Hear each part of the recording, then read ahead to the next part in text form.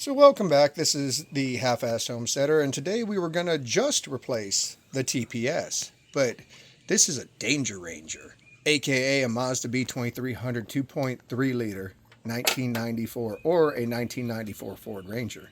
There ain't nothing simple about a Danger Ranger now. All right, that's why they call them Danger Rangers, because you do all kinds of things in them, and you do all kinds of things with them.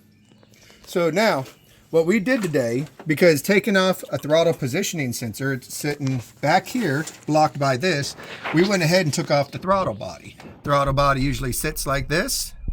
It has this connector that goes to that hose right there. The throttle positioning sensor, this is the plug for it, usually sits right here on it.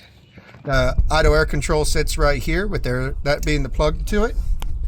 This hose coming out of the cap right here goes right into there as a nice little vent hose, and then this is your throttle. This is your throttle cable going back to your throttle pedal.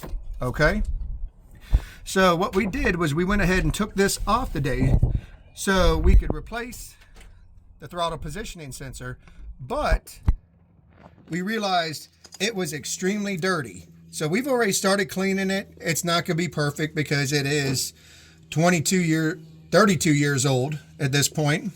It's almost as old as I am, honestly.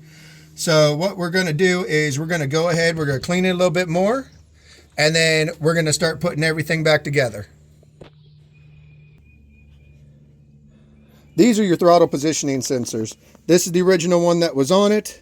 This is the new one I bought. If you notice, the original one looks a little off because of the orientation of the teeth in there. The orientation of the teeth are supposed to spin, and that's what tells the computer how much throttle you're giving it, how much gas per air. The best way to test these is to stick a screwdriver in and lightly turn them. And if they turn right, then they should theoretically be fine.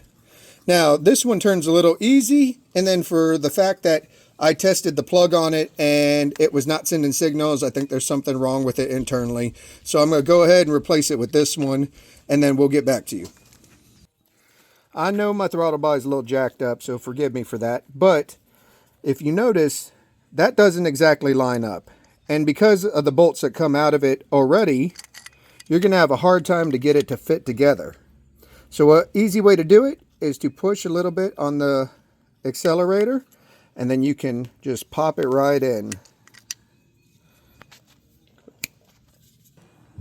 Now, before you put the IAC back on, make sure you replace the gasket, because the gasket keeps it nice and tight.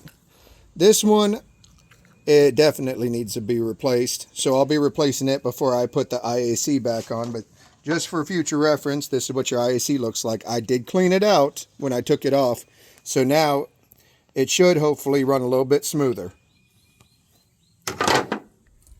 So as we put this on, you want to make sure that you feed that hose down there back into this as you're lining it back up to go on over here.